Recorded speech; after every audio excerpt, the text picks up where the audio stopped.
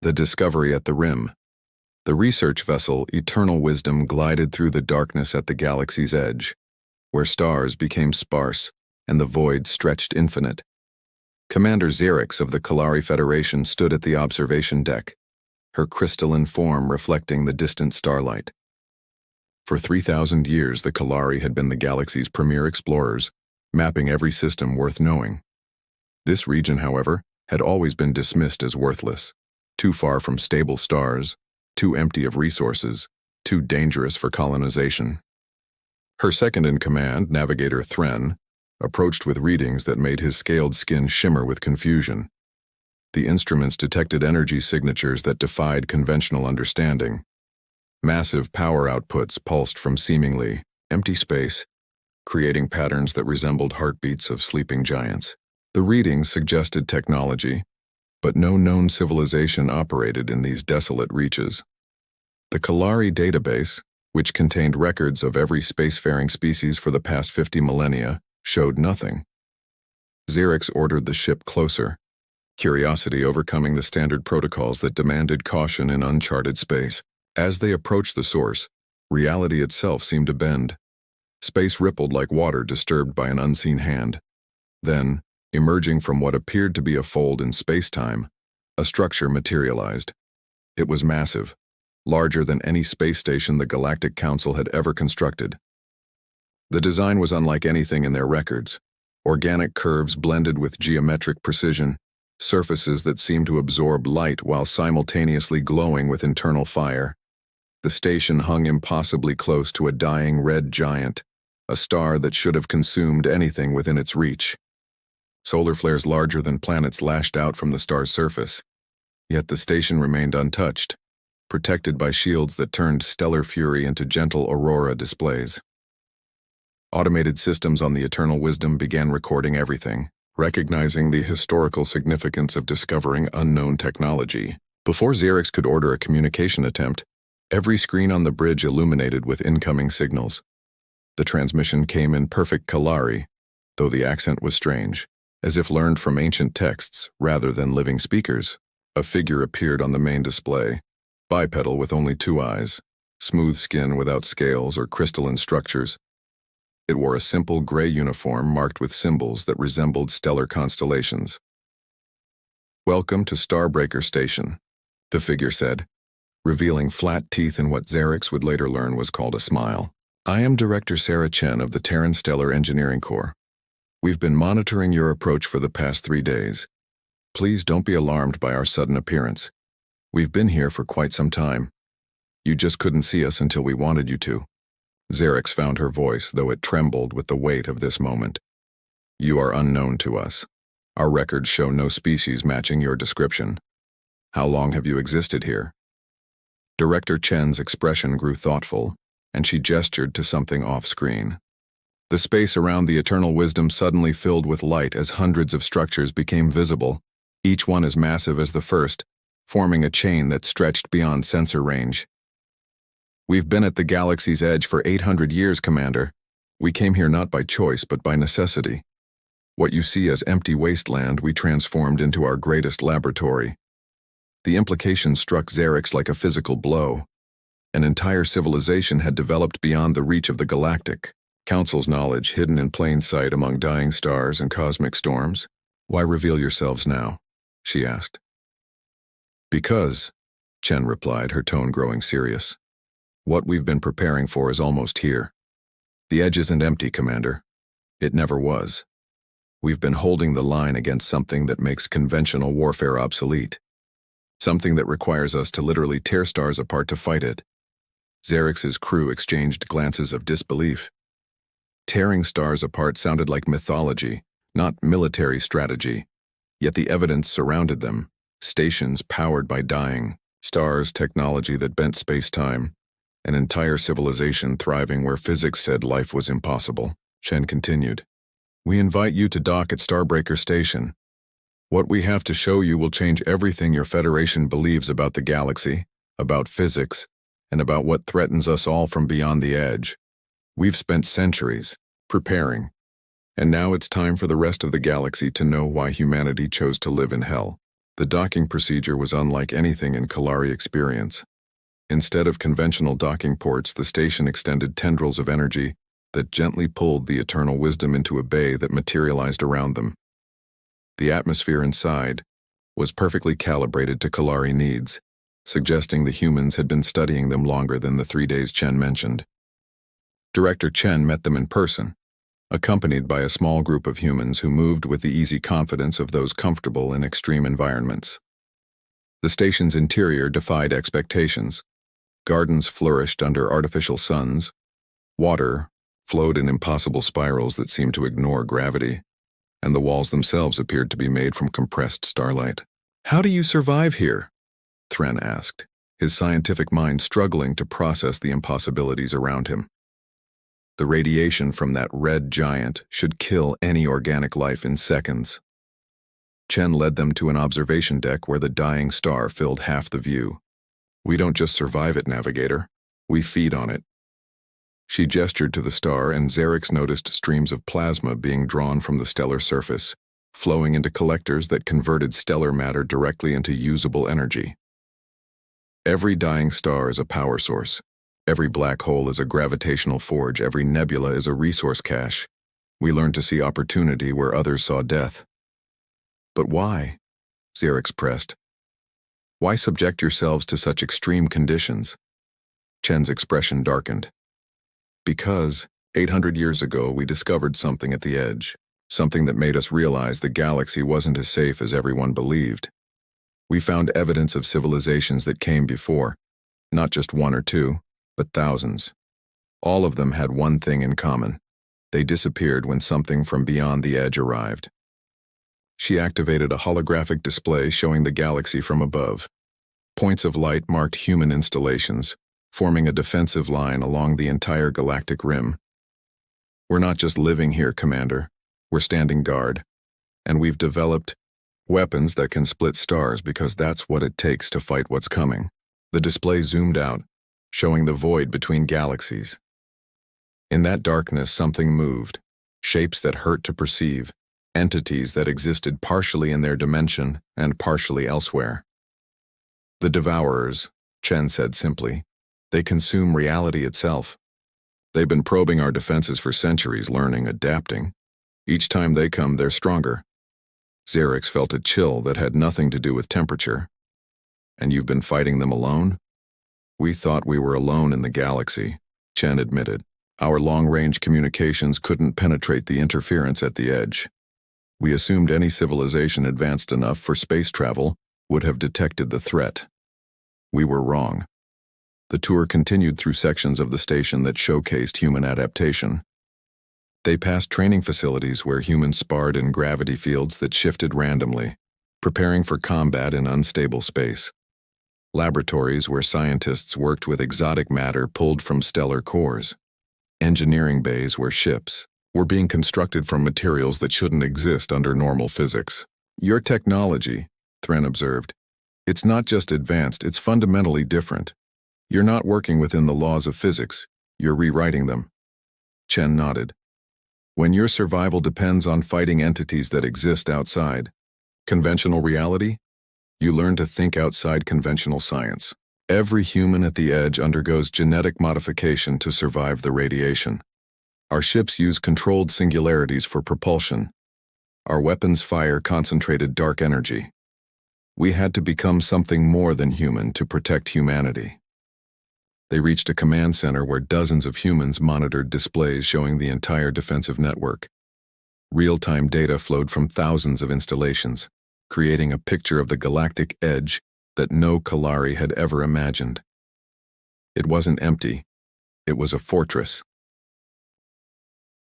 The Shattered Stars. 3 weeks after first contact, Commander Xerix stood with a full diplomatic delegation in the command center of Starbreaker Station. Representatives from 20 different species had arrived, all struggling to comprehend the reality of humanity's hidden civilization. Director Chen had been patient, explaining again and again how humans had survived and thrived in conditions that should have been lethal. Today, however, was different. Today, the humans would demonstrate why they called themselves the Stellar Engineering Corps. "What you're about to witness," Chen announced to the assembled delegates, is a controlled stellar fragmentation. We're going to split a star. The observation deck's shields darkened automatically as they turned toward a dying blue giant in the final stages of its life. Around it, human vessels took position. Not warships in any conventional sense, but massive constructions that looked like mechanical flowers preparing to bloom. General Harrison, the human military commander, joined them. His scarred face and cybernetic enhancements told the story of someone who had survived encounters that should have been fatal.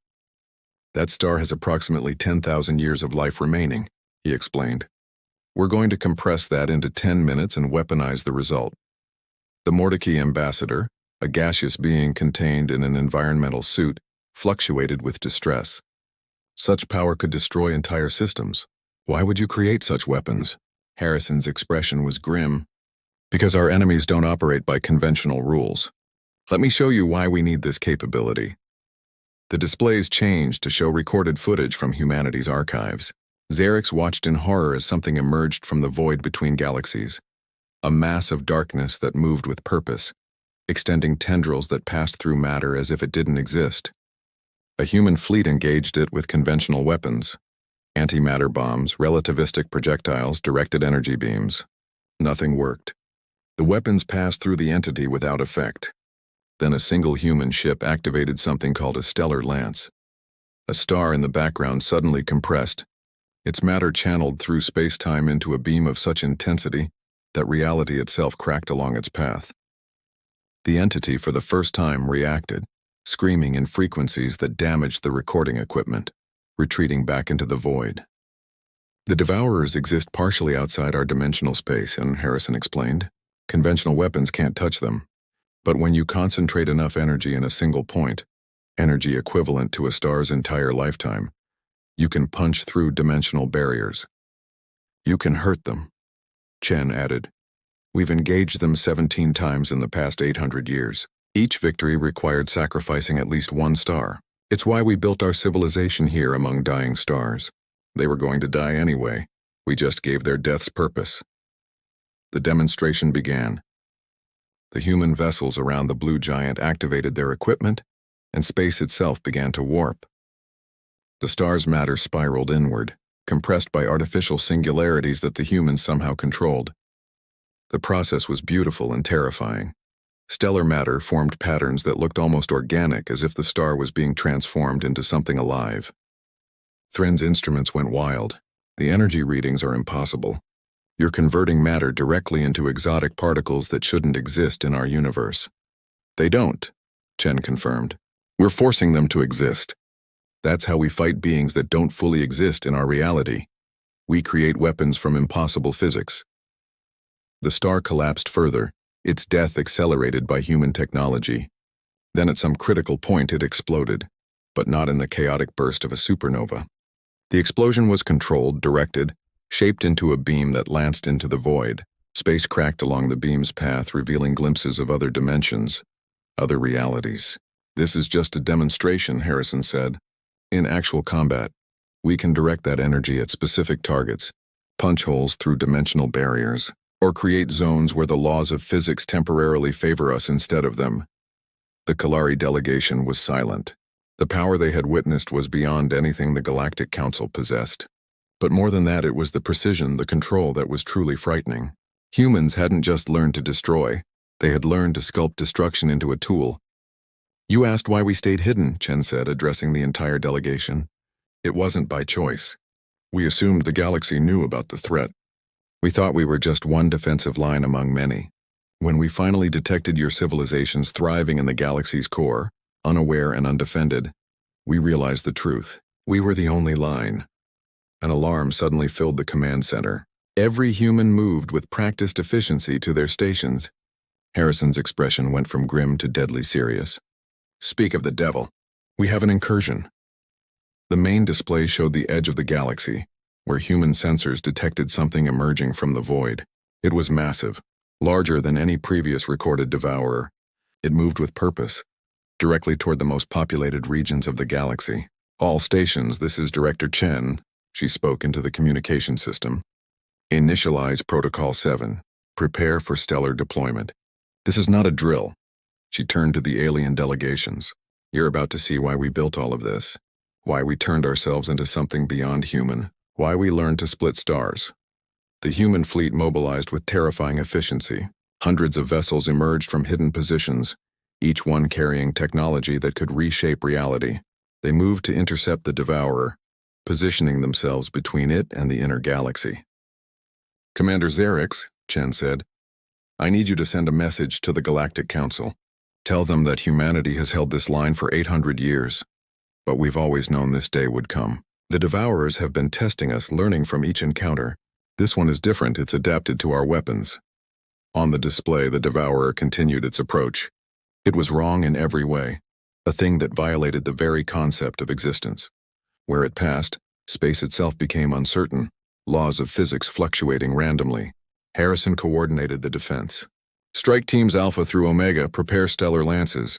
Reserve fleet, ready singularity bombs. If this thing gets past us, it won't stop until it reaches the galactic core. The first engagement began. Human ships fired weapons that shouldn't exist. Beams of compressed time, projectiles made from dark matter, fields that temporarily rewrote the laws of physics. The Devourer absorbed some attacks, deflected others, and continued forward. It's learned, Harrison muttered. It's adapted to our standard weapons. Time for the big guns. 3 human vessels moved into position around nearby dying stars. The stellar fragmentation process began, but this time it wasn't a demonstration. 3 stars simultaneously began to collapse. Their energy channeled into weapons that made reality scream. The beams struck the Devourer simultaneously. For a moment, nothing happened. Then the entity began to unravel. Not destroyed. Something that existed partially outside reality couldn't be truly destroyed, but forced back, pushed into dimensions where it couldn't affect physical matter. The battle continued for hours. Each time the humans pushed the Devourer back, it adapted, found new ways to exist in their reality. Each time it advanced, the humans unveiled new weapons, new applications of impossible physics. Finally, after sacrificing 7 stars, the Devourer retreated into the void. The human fleet remained at the edge, watching, waiting. Chen turned to the assembled delegates. This happens every few decades. Sometimes years pass between attacks, sometimes only months. We've been fighting this war while the rest of the galaxy lived in peace, unaware. Xerix spoke for all of them. What do you need from us? For the first time since they'd met, Chen smiled genuinely. We need allies. We need resources. We need the entire galaxy to understand that the edge isn't empty. It's a battlefield. And we need to prepare for what's coming. What's coming? Thran asked, though he feared the answer. Harrison pulled up long-range sensor data. In the void between galaxies, thousands of signatures were moving. They've been testing us with scouts, learning our capabilities. The real invasion force has been gathering for centuries. Chen added, we can split stars, we can bend reality, we can fight beings that shouldn't exist, but we can't do it alone. Not against what's coming. The galaxy needs to unite, needs to learn what we've learned, needs to become more than what it is. The delegation absorbed this in stunned silence. Everything they had believed about the galaxy, about their place in it, had changed. Humanity hadn't just been hiding at the edge. They had been standing guard, paying an unimaginable price to protect civilizations they didn't even know existed. We'll take you back to the galactic core, Chen offered. You can present our case to the Council. But understand, this isn't a request for membership or trade agreements. This is a warning. The war for the galaxy's survival has been going on for 800 years. You just didn't know you were in it. As the delegations prepared to leave, Xerix took one last look at the human installations scattered along the edge. Each one represented decades of adaptation, sacrifice, and evolution. Humanity had transformed itself into something beyond its origins, had learned to split stars and fight nightmares. They thought the edge of the galaxy was empty. Instead, it was where humanity had become the shield between the known and the unknown, between existence and oblivion. And now that shield was warning them that it might not be enough. The journey back to the galactic core would take weeks. Xerix knew that by the time they arrived, everything would be different. The comfortable illusion of safety was shattered. The galaxy would have to choose, evolve as humanity had or face extinction. At the edge, the humans continued their vigil, splitting stars to hold back the dark.